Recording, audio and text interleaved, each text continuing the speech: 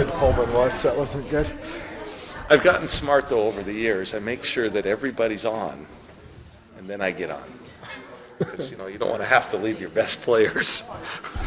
For Gonzaga, we have head coach Kelly Graves, student athletes Taylor Carr, and Hayden Palmer. First, coach, I can't see the tag well from here. Coach, if you could, an opening statement about the matchup tomorrow with BYU. Well, obviously, we're excited to be here. Having this press conference means we're playing tomorrow. This is where we wanted to be. I think for the entire season, BYU, or conference season anyway, BYU and Gonzaga were the two best teams. I think we've earned our positions here tomorrow. As far as BYU goes, it was really funny. A tale of two games. I mean, we got them pretty good at our place, and they obviously just tore us a new one down there at their place. We didn't get much out of the game in Provo. We just we didn't laugh it off, but we just chalked it up to an aberration. I just don't think we've ever played like that in my tenure at Gonzaga, and they took advantage of it. And we were fortunate enough to turn the tables at our place. It was a very, very intense and very well-played game by both teams, and we were fortunate to make a couple runs in the second half. But excited to be here, and let's let her go. Questions for Kelly or the student athletes? George? Kelly, what was the key to beating BYU the second time around? What lessons did you take out of the game in Provo that you employed when you played in Spokane? Well, I thought first and foremost we played defense with a lot more passion. We looked like we were at a ballet the first time we played them. I mean, we didn't touch anybody, we didn't guard anybody, where there was no enthusiasm defensively. I think secondly, we did a much better job in the paint. I don't know the exact numbers, but I think it was something like 46-18 we beat them in the paint. That doesn't happen very often against BYU. Which to me means we were just a lot more aggressive. And then thirdly, we did a better job in getting out in transition. We got some easy baskets. In Provo, we hardly got any baskets, whether they were hard or easy. So it was really, we were just so much better the second time around, and I think those three areas were the key. John? Hayden, was it hard to flush that game in Provo at all, or did it stick with you guys? What did you guys get out of it? Definitely stuck with us that day. I mean, we haven't lost like that before. But, yeah, we just shook it off, went back, had a couple good wins, and we're looking forward to playing them again at home. I think that's what helped us a lot. We knew we had another crack at it, so we did good. John? What kind of atmosphere do you guys expect tomorrow? BYU and Gonzaga are probably the top two fan bases in the WC. And what kind of energy does that provide you guys on the court? Oh, it's crazy. It feels like the kennel, actually. It gets us going. There is a lot of BYU fans, but there's still more Gonzaga fans, and we have better fans. So it's the same atmosphere. They keep us going.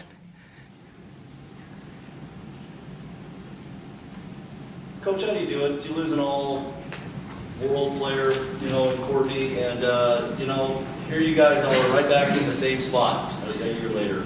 How do you explain that? Well, aside from the fact that we have these two players that have kind of filled that role, I think that certainly helps because they're outstanding players. I think that the reality is we have built a program. We're not just a couple of players. You win 8 straight championships. That's not just one great group you had go through. That's a program, and I think that's what we've built. You look at, we've got great young kids right now who not a lot of people know, but they will in a couple of years when it's their turn. 2 years ago, nobody had really heard of Kayla Standish, and then when it was her time, she stepped up in a big way. And I think that's what I'm most proud of is the fact we can continue to keep it going. The players change, but the Gonzaga way stays the same.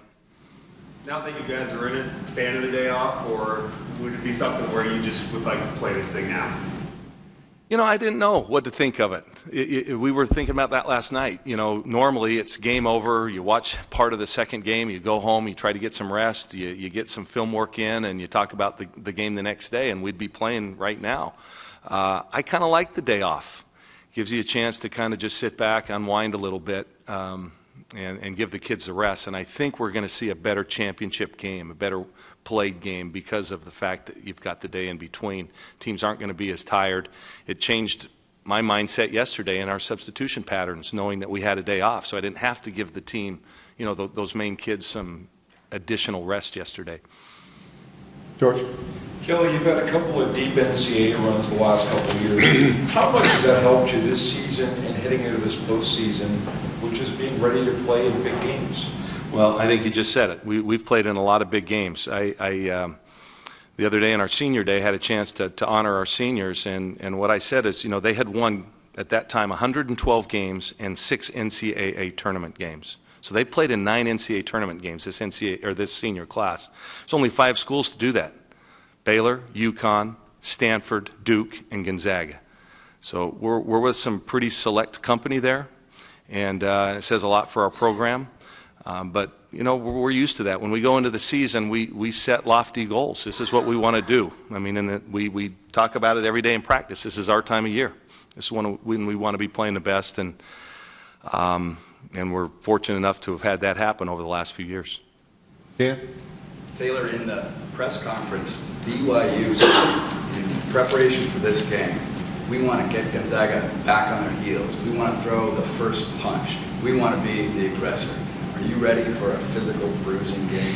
Oh yeah, I mean it's the rubber match between us two. We've both beat each other pretty good at the other's place, and that's the same thing we've been saying about them too. We want to throw the first punch, be aggressive, try to do anything we can to slow them down. They've got great players. They got Riley, who's the conference player of the year, and Steed is, Steed's a big integral part of their team. So we want to play physical. It all starts on defense, and I think that'll lead into our fast break and our transition on offense.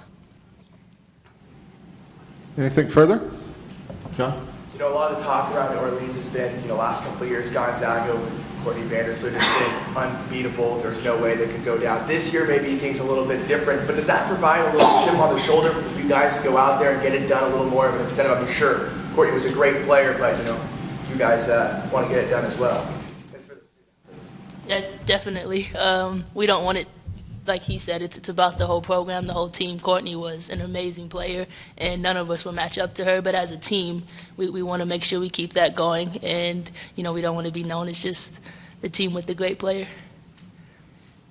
Coach, I don't want to talk about what would happen if you guys worked with tomorrow, but do you feel with what you've done throughout the season, it's enough to get in that large if that would be the case?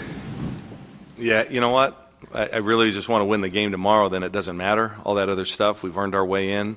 But the reality is we're 26-4. It's an amazing record. That's what we were last year coming into down here.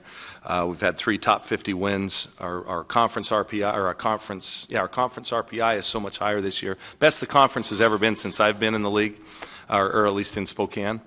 But, we don't want to leave it up to some committee. We won 28 games back in 2005, and we went to the NIT.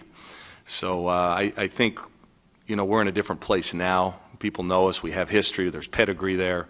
And I think those that have seen us play, it's maybe the scores aren't as big as they've been in years past, as wide, but it's still a pretty good team. Anything further? Thank you. All right. Thanks, guys.